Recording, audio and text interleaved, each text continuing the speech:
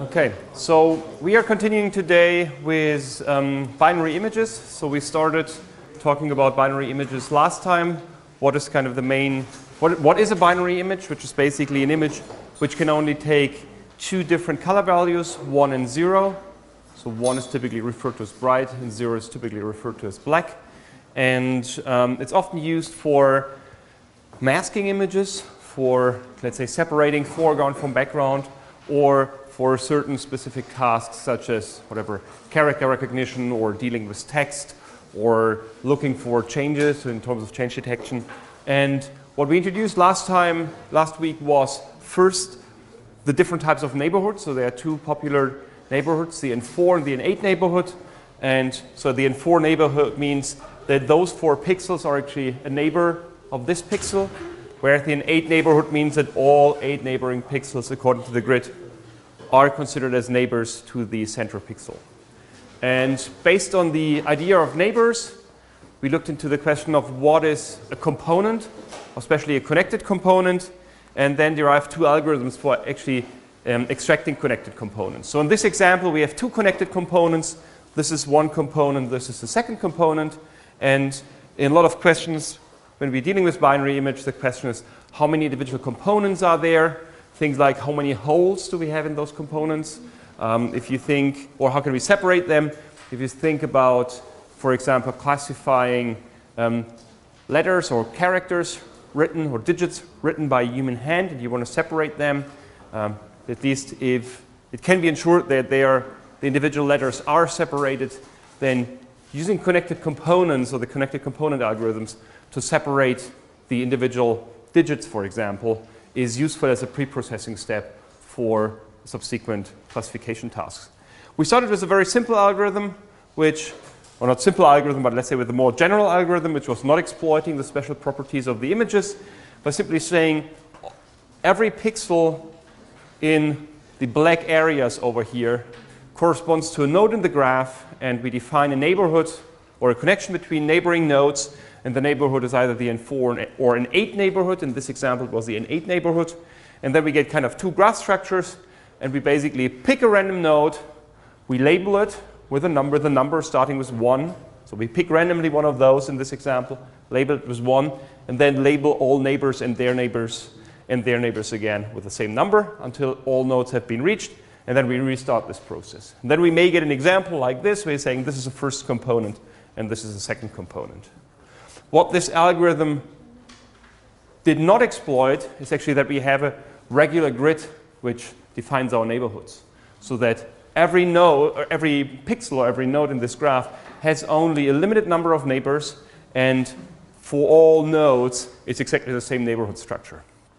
And then we derived a second algorithm where we showed that we can actually exploit those properties, and the key idea was here to go in a single path through the image, and according to a certain pattern in the sense of what there a component left of the pixel under consideration or on top of it, we could actually start with a labeling process iteratively going through the image.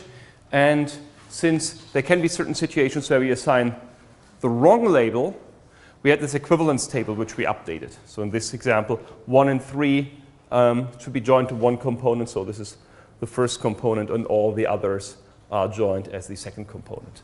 So we have one component over here and the second component down here.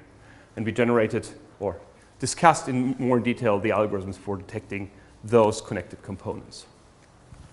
What we can also do, we can actually use the same technique to find holes by simply inverting the image, so turning everything which was black into white and everything which was white into black, and then run the same algorithm. Also, we need to take care about the background. So we may need to take into account that we then have one more for the background, but we can actually apply exactly the same algorithm for finding the holes in our structures. So the advantage is now we have connected components and we have those holes. And this can be a key element for further analyzing those images. The next thing I would like to look into today is 2 special kinds of operator or filters. We look into filtering more specifically in the upcoming lectures, but looking into kind of one special version here, which is often used in the context of binary images. And so we start out with a process that typically the binary image is created from a non-binary image by a thresholding operation. So if we, for example, look into characterizing handwritten digits, we typically say if the intensity value of the image is, let's say, larger than 128, we turn it into a black pixel, otherwise we turn it into a white pixel. That we only have black and white pixels in our binary image. And then we can analyze those images. But the question is, do we always find the good threshold over here? So this was kind of the thresholding operation where B1 and B2 would be 0 or 1. And the question is, are we doing a good job if we use this simple thresholding operation? And so if we look to kind of a standard approach, let's say we have this figure here. We want to separate the figure, the foreground from the background. Then we can actually do such a thresholding operation. What's hard to see here on the projectors that there are also some gray values over here, so it's not perfectly black. So we can determine a threshold, which, for example, leads us to this result. So if you look closely, you see, for example, here's a pole which holds the person, or this figure. The question is, should this be part of the binary image? So sometimes it's visible, sometimes it's not visible. We have kind of a few sprinkle points around here. And we have also some holes in our structure. This can actually be problematic depending on what we want to analyze or do with this binary image. We want to separate it into individual components. What is one figure if we have multiple of those figures? We may want to get rid of those holes. For example, in here, there's a small bright spot, and the circular points are actually classified as black, so the other, not the foreground. And the question, how can we actually work with those images which are actually imperfect? The question is, are there ways to improve that? So what we may want to have, if we have this one, so a starting point, kind of exactly the same figure we had before, but we may want to have this point, this figure over here, where all the holes are actually filled, the pole has gone away, and all the kind of sprinkle points are gone. And the operators I would like to look into today are actually tools for transforming this image into the second image. So what could be ideas on how to actually turn this image into the second image? So you think about the operators that we defined 2 weeks ago. We had kind of the point operators. It's quite unlikely that a point operator can do that. Yeah? You could look at the neighbors and, for example, if you have 7 of 8 neighbors being black and the pixel itself being white, you could say this is intended to be black because all the pixels around are also black. Exactly, that's a pretty good point. The key thing in here is we use the neighborhood of the pixel to determine what the output of the pixel should be. So this is then a local operator, not a point operator anymore. So the local operator was taking into account a local neighborhood around the pixel we are querying or we want to transform from this image into the second image. And taking into account the neighboring information is exactly that. And what we will do, we will see different approaches saying, can do things like, for example, we could do a majority vote. If I have a point and more than 50% of its neighbors are black, the pixel should also be black, otherwise it should be white. Or we can say only if one of those neighbors is actually black, we turn everything black, or we turn everything white. So there are different ways for doing that. And there are different ways for doing this. One is kind of what's called shrinking the foreground. That means we're making the foreground smaller by eliminating pixels at the border. This is also called the erosion. Or we can actually expand the foreground, making it larger. Or we can actually combine those two operators in something which is a closing and opening operation, where we can, on the one hand side, eliminate kind of the sprinkle pixel we had around in the black areas of our image, so kind of all these small sprinkles. And the other one we can actually use for filling small holes in the foreground. Of course, this only works up to a certain size. If the holes are very large, I may not want to have them filled. So let's first look into the erosion operator. So the idea is change each foreground pixel, which currently here shown as black, to a background pixel, that means turning that white in here. If the pixel if it has a background pixel as one of its N4 neighbors. Okay, so what are we going to do?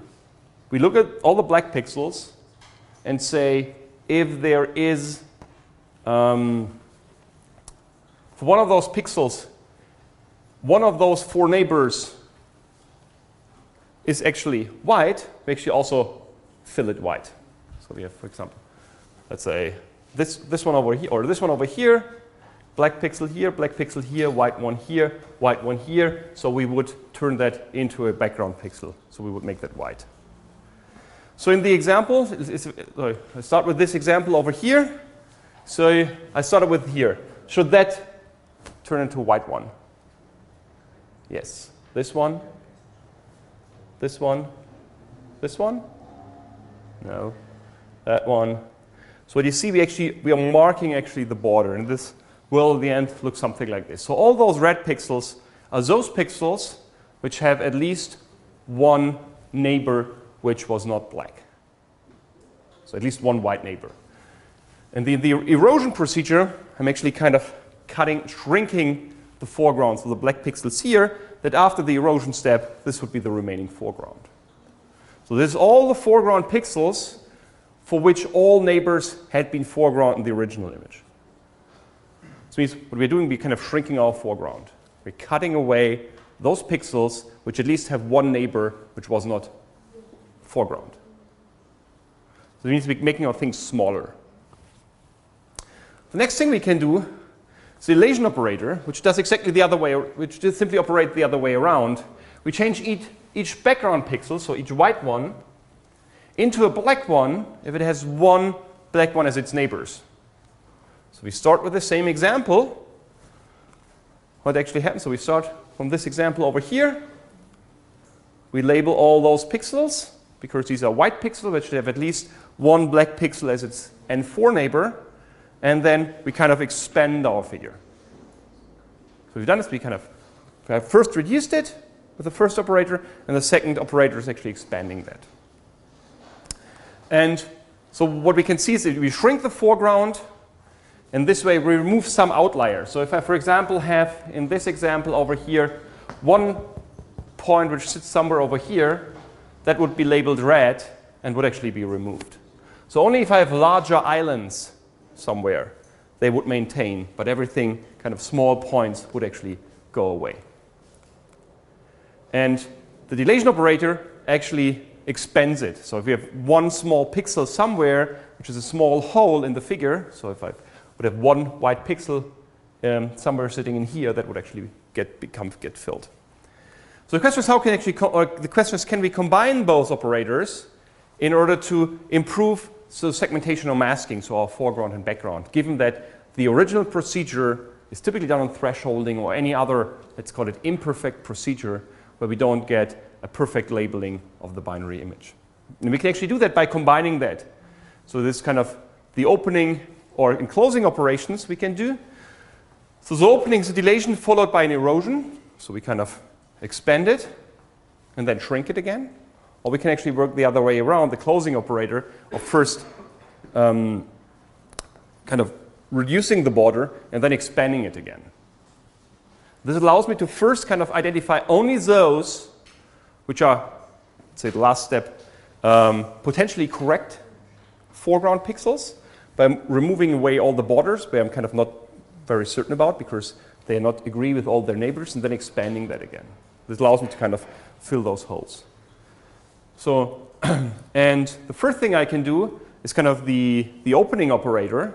And if I go from the original image, what we have seen if you just turn it into a black-white image, we had all those kind of white spots all over the place. All these white spots are actually gone after the opening operation. Still, we have our holes in there because this operation doesn't change my holes in here. But if you do the opening operation and then do a closing operation, so closing up after opening, we actually get typically a very nice separation of, or elimination of the holes and of all the kind of sprinkle points around. Yes, please. Entschuldigung, auf die was? Auf den Umriss. Die müsste ja breiter sein. Der Trick ist, dass wenn ich erst ein Pixel wegnehme und dann wieder drauf addiere, weil ich sozusagen, ich verkleinere das erst über die Erosion und dann expandiere ich das wieder. Und dadurch habe ich den Effekt, dass ich dann typischerweise eine relativ saubere Kontur hinkriege. Das heißt, wenn mir irgendwo in der Kontur ein Pixel fehlt zum Beispiel, werden die Nachbarn erst alle weggenommen und dann wieder aufgefüllt. Und dadurch werden sozusagen diese kleinen Fehler, die ich in der Kontur habe, mit aufgelöst. Und gleichzeitig habe ich den Effekt, dass ich einerseits diese ganzen Punkte, die sich über das Bild verteilen, eliminiere und die Löcher auch auffüllen kann damit. Okay. Of course, depending on how large the holes are, how smooth we actually want to have our contour, we may need to take into account a larger or a smaller neighborhood. So we can do this with the N4 neighborhood, we could do this with an N8 neighborhood, or we could even generate a larger neighborhood, not taking just 3 by 3 pixels, but for example, 5 by 5 pixels. We can also use this technique, for example, to look for certain patterns. So if we take this kind of 5 by 5 element, for example, and we look for a certain structure, we say we only highlight all those pixels which are kind of in line with my structure following a certain shape, and everyone else I would have eliminated, actually highlight those structures. So I can actually use this for finding certain elements in images. But the important thing to note in here for those morphological operators, and I just presented them because these are kind of very frequently used tools if you work in image processing, is that by very simple operations, just seeing how consistent an element is with its neighbors, or kind of assuming an influence of those neighbors. So either all the neighbors agree, or at least, or the other way around, if one neighbor disagrees, actually change the state. These are the erosion and dilation operations we're here. And these are local operators, and I can actually use this, combine them by first reducing my structure, so shrinking it and then expanding it again in order to get smooth contours and get rid of those holes and kind of points spread all over the place. The next thing I would like to look into is the distance transform, which is a very important operation which we often use in binary images. So what the distance transform actually does is what we want to have, what it does, it computes the distance of any point in the space towards the borders of the object. So if you look into the foreground, for example, we look, for every foreground pixel, we actually compute the distance to the closest background pixel. So the question is why this sounds like a very specific problem, but it's actually one which is quite frequently used. We can use this for a large number of different applications. So if we look for nearest neighbors, for example, so for one point, what is the nearest place, even if you look on a map, for example, to another area? Or if you build user interfaces for your computer and you want the user to click on a certain object, you can actually kind of generate, if you have only a few number of distinct objects, you can actually use a distance transform. So if the user doesn't perfectly click the object that it should click, you can actually drag the mouse cursor to the closest pixel. It's also one of those operations you can do. Other things you can do is if you build sensor models, for example, for rangefinders, those techniques are often used to come up with extremely efficient error models for rangefinders. You have, for example, a laser rangefinder, which basically computes you a proximity information to the closest obstacle. So if you see this wall over there, and I have my laser scanner over here, and I kind of measure the distance to that wall over there. So let's say my scanner tells me here this wall is now 5 meters away from my position. If I represent my map as a floor plan map as those black and those white pixels, where black means wall and white means free space, I may want to compute what's actually the distance of the endpoint that I measured from the wall in reality, given I know the map. So I can just say, okay, I measure from here, from my position, 5 meters in this direction. So just check in my map the corresponding pixel, which corresponds to 5 meters away from my position. Either this is already black, so it perfectly fits with my wall, but maybe my sensor slightly decalibrated, has a small measurement noise, so I'm actually 1 pixel off.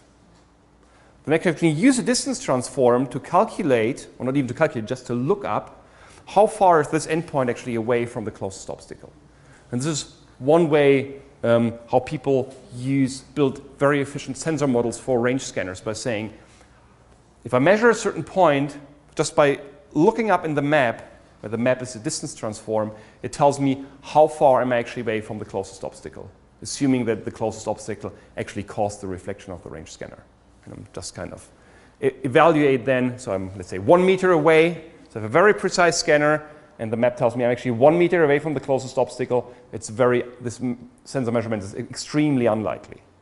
If it says you're just kind of 5 millimeters away, I may say, okay, that's still in the sensor noise that my range scanner has. So these distance transform, although they may look on the first sight, or when first seeing that, a bit kind of special or artificial, there are actually a large number of different applications which actually benefit from those distance transforms. So it's a very frequently used method for speeding up computations or for simplifying user interfaces. Okay, so how does it work? The distance transform, we can define it on the foreground pixel, on the background pixel, or on both. I'm just here using the definition which is based on the foreground pixels. So for any pixel with a row and column, what I want to say, either I'm in the foreground, so if the original image takes a 1, then I have to do some computations, or it's 0 otherwise. So I get kind of 0 for all the background pixels, and I have, so we see a non-zero value for all foreground pixels. And what I'm interested in is the minimum over two indices u and v, which should be border pixels, so pixels at the border. So that the distance from my current location to this location is minimal. Which basically means I'm actually, what I want to compute for every position, the distance to the border, the shortest path to the border. Okay? I can, of course, compute this distance, which here called dx, in different ways. If I say I take into account an N4 neighborhood or an N8 neighborhood, or maybe I want to take into account actually the Euclidean distance. And depending which problem I'm representing, I may take the N4, the D4, the D8, or the Euclidean distance. So if you want to take into account the distance, let's say this is where the name comes from. So remember, this D4 distance was also called Manhattan distance, or city block distance. If you're in a city and all the connections are actually straight lines, you want to go from your current location to, let's say, whatever, someplace. You're in Manhattan and you want to reach the sea. So you only can travel in city blocks. You can only travel in rows and columns. And this is exactly this distance which you will generate then. So the D4 distance, but it basically says I can only travel horizontal or vertical. So the distance that I have to travel to reach from my current location to my border is actually the difference in x and the difference in y actually have to travel. Because I can't go diagonal with the N4 distance. In contrast to this, the D8 distance, where you can also walk diagonal, it's simply the maximum of the x or the y travel. Of course, that would correspond to the diagonal connection. So there are a few examples how this looks like. So what we did here is for every pixel, we have the distance to the closest pixel, white pixel. So for this guy over here in the N4 neighborhood, this is the closest background. So this is a foreground pixel, and this one would be the closest background pixel. The distance between this point over here and the border is 2. I can either reach this place, or I can reach this, or this. That's three different ways. But I can't go diagonal here, because it's the N4 neighborhood. In contrast to this, if I take into account the N8 neighborhood, this pixel which took a value of 2 in the N4 neighborhood has now a value of 1 in the N8 neighborhood, because I can actually travel diagonal.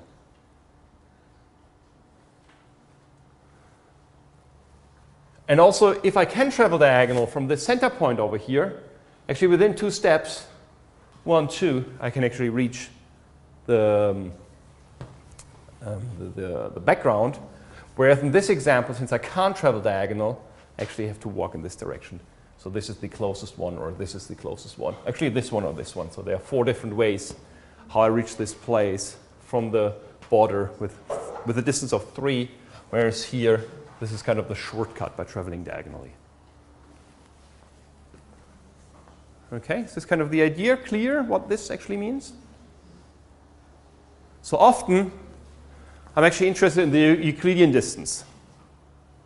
So if this is the different contour and I have any point, I'm often interested in the Euclidean distance. I'm starting with this one because it's much easier to compute than the Euclidean distance. Okay, so the trick is now that we can actually compute this distance transform with 2 paths through our image. So we start from the top down, left to right, so kind of from up here, and make a path through the image to basically say what is the distance of any node to all nodes which are left and up of that pixel. So in the north west direction. And then on the way back, I'm actually walking from southeast. So in one path, actually take what's the distance from this side and from top, and then compute the one on the bottom, and simply combining them by taking the minimal one. It was probably a pretty complex explanation for a very simple procedure. So what we do in the first pass, for every node here under consideration, we look towards neighbors, and for the N4 neighborhood, this pixel and this pixel, and say, what is the distance from this pixel to the border plus the distance from here to there? So this is always 1. So basically take this value, add up 1, and then take the minimum value over here. So small example. We have any object, and let's say we have here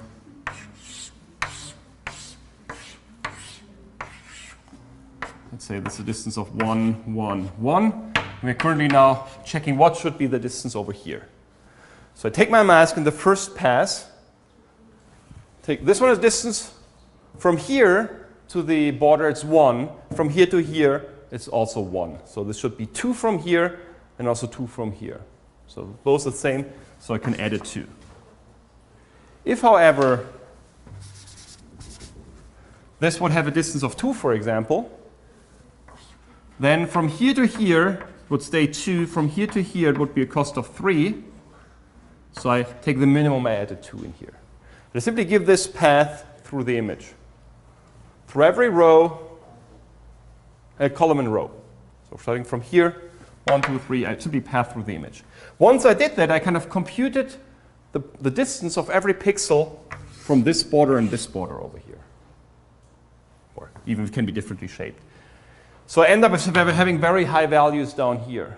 So what I do in the next step, in the second pass, I start from the bottom and move upwards by taking into account, doing the same operation, also taking into account the current value of the element. So is the value to go from here to here or from here to here smaller than the value it currently has? If so, I updated it. If not, it stays with this value. Okay, so if we do the first pass, we actually start here. So we start up here and saying, okay, distance from here is 0, plus 1 is 1, same from here. So this is a 1. Going from here to here would be a cost of 2. Going from here to here is a cost of 1. So it gets 1. Same one here. Same thing happens here. Then I'm here. I said, okay, going from here to here is a cost 2. From here to here is cost 2 as well. In this way, actually process through the image. So reaching those cells over here actually generates me a cost, for example, of 4, because the closest distance from this direction would either be this path or this path. And now I do the second pass. We actually start up here at the bottom and then go through those elements, doing the operation the second pass. So these elements here will get a cost of 1. First, I can go from here to here and here to here. This gets updated. I have the minimum of 1, 1, and 4, and so this gets the value of 1. So the second pass actually reduces those costs approximately up to the middle. In this way, with 2 paths through the image, I can actually compute the distance transform for the N4 image. Are there any questions about this procedure so far? Yes, please. Why should we do this? Why not check all distance in the first pass? because you need to start from, so you go in one path through the image, and you always need to rely on, so for every node, you need to rely on what you already computed before. The other way, what you would need to do is, you would need to go in circles around from the border, moving to the inside, which in the end is do more operations, a more costly operation. But because you need to make sure that you, so for having the final value, that you actually also have the chance to find the minimum distance. So you would need to start from every border, pixel at the border, and then move inwards, always checking, is everything I computed so far cheaper? And whenever you update a node, you need to check, is there now a shorter path to the node I updated before? So you need to do much more checks. So that is actually similar. So you should have seen Dijkstra's algorithm in geoinformation systems. So it's actually quite similar to, so if you would have a general graph structure, you always need to check in Dijkstra, is there a shorter path for an element, and then re-add it to the queue. And this re-adding operation of the nodes to your priority queue, or your open list, it's actually a very costly operation, which is not a linear operation in the number of nodes. And if you do this, you have a number of operations you need to do, which is linear in the number of elements in your image. So that's a fast operation, because you can exploit the fact that you only have an N4 neighborhood. Any further questions about that so far? So could we do the same thing for the N8 neighborhood? Would that work as well?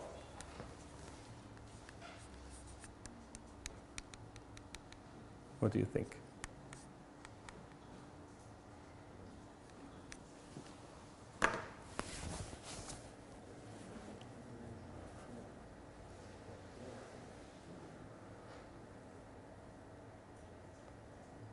So what do we need to change if we move from the N4 to the N8 neighborhood?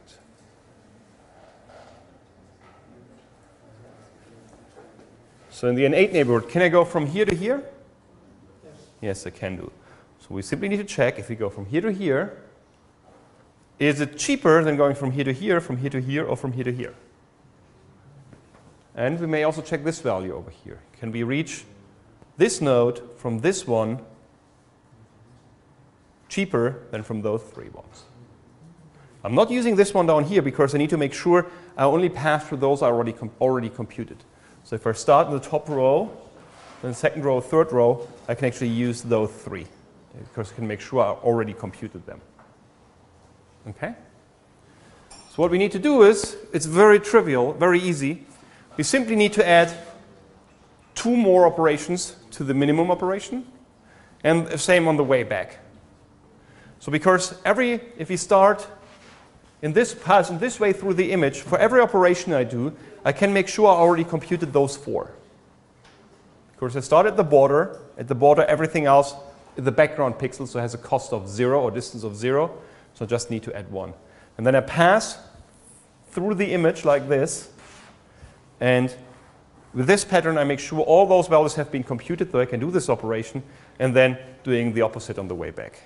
And then I actually, in the second pass, get the cost according to the N8 neighborhood, where kind of, for example, you see here the costly element here, the 3 is gone. There was a 2 here before for the comparison to the N4 neighborhood. We can also look to those fields, use exactly the same technique. What is the distance of any operation towards, for example, here, center pixel?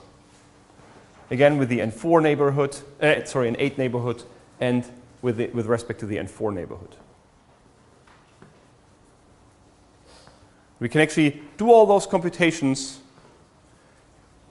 can compute that in a very effective way. So we can actually write up the distance transform, how we would implement this as an algorithm. So for all elements, we initialize our new cost map with infinite cost or maximum cost. And then we path through the image from top left to bottom right, always executing this operation. So this is only shown for the N4 neighborhood. So it says, what the minimum cost is the value I currently have, which is initialized with max, so everything else would be cheaper, or the element in the same row but in one column up, or one row in front, so one row in front and one in the same column. And I always have to add +1 because this is the operation to move into the cell. And then I do the second pass, where go from bottom right to top left and execute exactly the same operation, just that I need to make sure that instead of the minus I have the plus over here. And so with this algorithm, I can actually, with two passes, compute the distance transform. Again, this is a complexity which is linear in the number of elements. So if I have 100 pixels, I need to execute a number of operations that is proportional to 100. So, and if it's kind of 1,000, it's a constant times 1,000. If I have 1 million elements, it's a constant times 1 million. Why a constant? Because I have two passes over here, so I need to actually touch every pixel twice. And this is kind of the constant operation. But if my image has twice as many pixels, I also need twice as many operations to execute. Therefore, this is kind of what's called a linear time algorithm. The same holds if you move from the N4 to the N8 neighborhood. See, the whole algorithm stays the same, except that this operation gets a bit more complex because I now need to take into account more than 2 neighbors. I need to take into account 4 neighbors in every pass. So just need to expand those lines and take into account the other indices in order to move into the right direction. Why do you always add the 1? Okay, because if I want to compute the cost for this pixel over here, I need to take into account the cost of my neighbor plus the cost of moving from my neighbor to this pixel. So if here the cost is 2, so for this operation, I have a cost of 2 of reaching this node, and from here to here it's a cost of 1. So this operation is +1, so I would get a cost of 3. From here, I had the 1 already, and it's +1 to move from here to here, which would be 2. And then I simply take the minimum. So this +1 makes sure that I take the cost of reaching my neighbor plus the cost of going from my neighbor to the current node under investigation. Any further questions so far? Okay, now we can actually have a look to those two distances. So again, the N4 neighborhood for the example I had before and the corresponding N8 neighborhood. So what I can actually see is that the N4 neighborhood overestimates the cost compared to the Euclidean distance, and the N8 neighborhood underestimates the cost compared to the Euclidean distance. Because if I move on a straight line horizontally or vertically, it's kind of all fine. I have my shortest path. But here moving diagonally is a cost of 1, and there moving on a diagonal is a cost of 2, and the Euclidean cost would be the square root of 2. What I can do now is, okay, simply can combine that. If I simply say 2/3 is a better approximation of the square root of 2, of course 1.5, than 2 or 1, I can actually combine those distance transforms and get a better, at least an approximation of the Euclidean distance. So if I add both of them up and divide it by 2, I get exactly this, the cost. And so this is a better approximation of the Euclidean distance than D4 or D8. So what I then can do is I can simply reuse the D0 as D4 plus D8, so without 0.2, in order to speed up my computations and get an efficient approximation of the Euclidean distance. This 0.5, we need to be careful here, because if we do these computations only with integer computations, if I divide by 2, so I have 3 divided by 2, it will round to 1 or to 2, depending on how the rounding is done. And therefore, I would either be required to use floating point operations, then I could directly compute this distance. If I don't want to use floating point operations, just integer operations, because it's much faster to compute, I can simply use this distance, simply adding both of them up, and then later on dividing the result by 2 only once.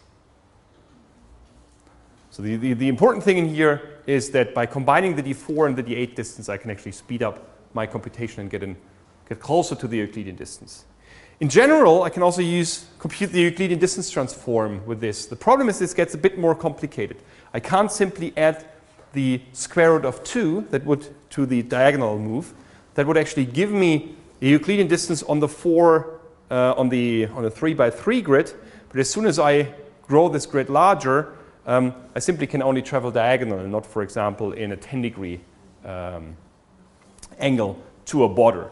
And therefore, computing the Euclidean distance transform is actually substantially more difficult. So if you use Matlab, you can use this bwdist, black-white image distance, to compute this Euclidean distance transform. But I don't want to kind of derive that on how you actually do this operation. You can also do this in a linear amount of time, but you need more paths through the image in order to appropriately compute the Euclidean distance transform. Okay, so far any questions about these distance transforms? Yes, please. You just mentioned, so if I go, let's say, I don't know, 7 to the right and 3 up. Yes. Which is exactly something in between everything we just discussed. Yes. So this is so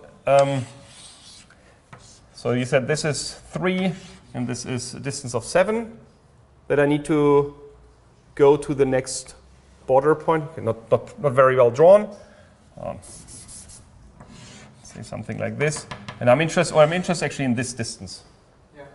So 3 and 7. The problem is if I just take square root of 2, so in my 3 by 3 neighborhood, so the distance from this element is 1, 1, 1, 1, square root of 2, square root of 2, square root of 2, square root of 2. If I would use this cost and operate with the same algorithm in exactly the same way, I'm still only allowed to travel diagonal, but I can't, for example, travel along this line if I want to compute the distance over here, which is not a 5.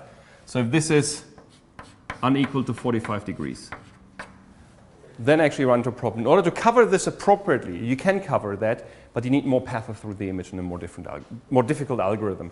Therefore, this kind of simple algorithm with one path like this and one path like this is typically not sufficient in order to compute the correct Euclidean distance. So, but if you just go one slide back, so you would calculate that to a distance of 10, right? No. No, sorry, that's wrong. It's D4 and D8. So you simply compute the distance based in the N4 neighborhood and the N8 neighborhood. You add that up. Yeah. If you add that up, you have a not to, let's say, at least a better approximation of the Euclidean distance up to a factor of 2. Okay. Or if, let's say, you use this distance, and let's ignore the fact that we want to do this fast with integer computations. Let's drop this line, simply ignore this line for the moment. If you use this distance, we get an approximation of the Euclidean distance, which is better than the D4 and better than the D8 distance, but we don't have, it's not the correct Euclidean distance, but it's a better approximation. Yeah. Any further questions so far? Okay, if this is not the case, we make a 5-minute break and then can continue with skeletons.